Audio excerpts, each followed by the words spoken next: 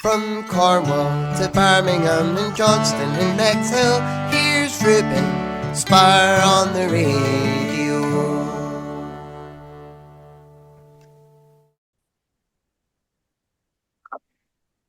Hello to Sypha. How are you both today? Hello, yeah, we're good, thank you. Yeah, very good. Thanks so much for having us on. Thank you. Let me chat to you both today. So, can you tell me how did Sypha come up with your band's name? So Sypha actually was inspired by a Castlevania character called Sypha Belnadis. It's a video game, and it's also a series on Netflix. And it's all about kind of like vampires and like kind of dark fantasy themes. And yeah, the character itself was just like a badass woman basically. So yeah, we were inspired by that. We were going to go with Belnadis and then thought people might struggle to pronounce that, so we went with Sypha. So, what was it like going into the recording studio? Yeah, it's a lot of fun. I think it's definitely a bit of a like different experience for us. Like we do a lot of stuff from home. So like being in that kind of environment when you got all this like amazing equipment and all these flashing lights, I sort of get a bit, I don't know, excited and just want to play with everything. So yeah, it is a lot of fun. It was quite an easy process for us as well, actually. The people we worked with are really amazing. Raygun Studios, who produced the track, just really easy and fun to work with. Just a lot of like creativity flying around as well. So, can you tell me more about your debut single called Sober? Yeah, so that was quite a while ago.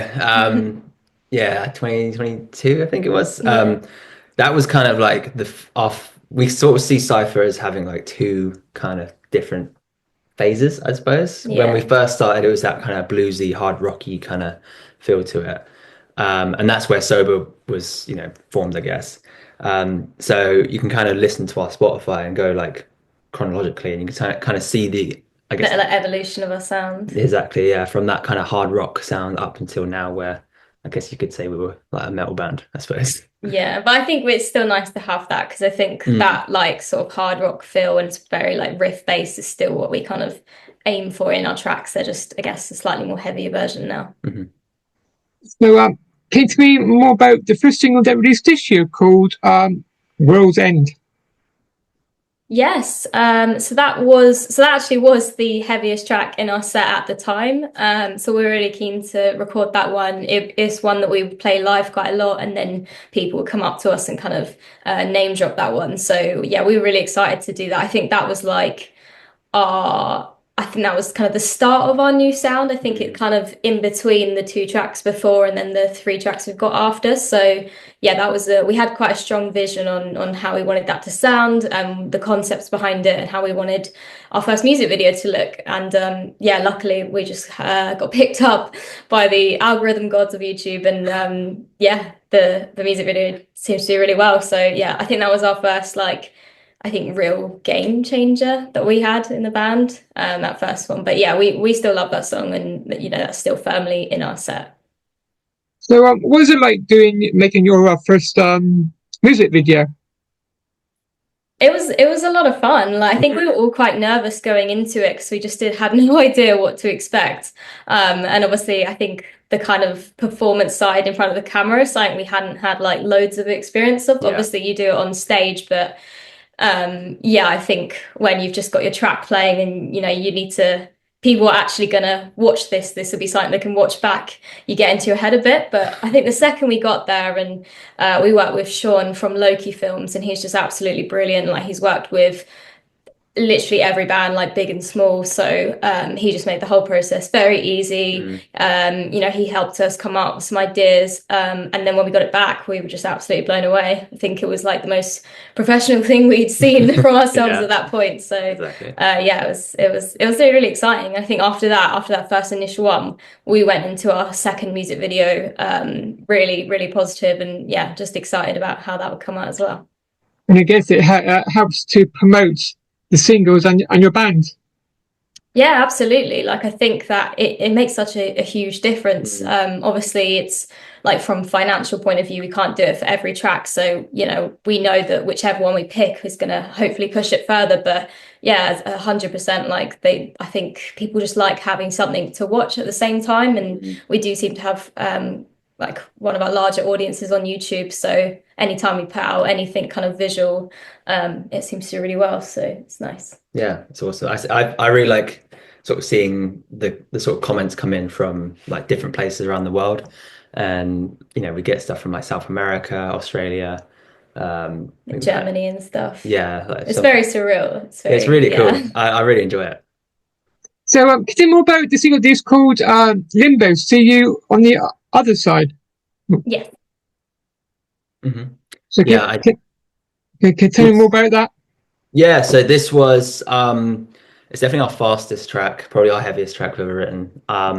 It was written really quickly as well. We had a show coming up where We had a Metal to the Masses show. yeah, that was it. Yeah. And I think it was that we were in the finals at this point and we really wanted to just yeah, go in with a brand new song that no one had ever heard. And yeah, we were very excited. But because we had like a deadline on that, I think, although it is our favorite track, I think that was probably the fastest one that we wrote in the end. But yeah, it just came together really well. And yeah, I was reading like Alice in Borderland at the time. So that's like a manga series. And it's also on series on Netflix as well. But yeah, that kind of heavily inspired the lyrical content and the kind of direction for both the visuals and the lyrics. So, can you tell me more about your debut EP called Borderland? Yeah, so that again, that name was inspired by Alice in Borderland, and yeah, that started off with "Dirty Floor" was the first single that we had from that, and then we released "Limbo" shortly after, and then finally we've released our third track, "The After Party," just a week ago about now.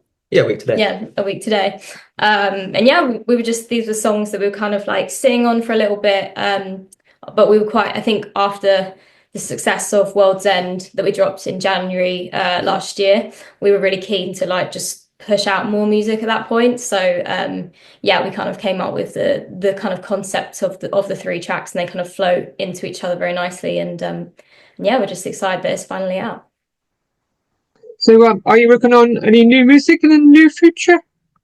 Yeah, kind of even before the EP came out, we were already sort of writing stuff. I'm kind of that guy who just always just wants to keep writing and just keep playing guitar and just keep coming up with new ideas. Even before the tracks came out, I was still kind of thinking of different ways I could have approached them, which feels quite annoying. Just keep coming at you with more ideas. But yeah, we're hoping to like release another. I don't know. Well, probably can't say a number at this point, but a number of tracks this year. Yeah, I think just want to kind of stay on that momentum and stuff like that. But yeah, very excited. So, can you tell me what the rest of your band members? Yeah, so I'm Alicia and I'm the vocalist. Alfred, I'm the guitarist. And then we have two other members, Will Cheeseman, who is the bass player, and James Anthony, who is the drummer. And we all met in uni, so we've known each other for quite a while. And we were kind of like working around with different projects at the time. And then, yeah, Sypha didn't officially start until 2022, but I think because of lockdown that happened before that, we were quite happy that I guess things started like straight after. And we kind of, I think at that point, because everyone had been trapped inside and not being able to do as much musically as they'd wanted, that yeah, when we finally did come out, we were ready to go basically. So, are you an independent artist? We are, yes.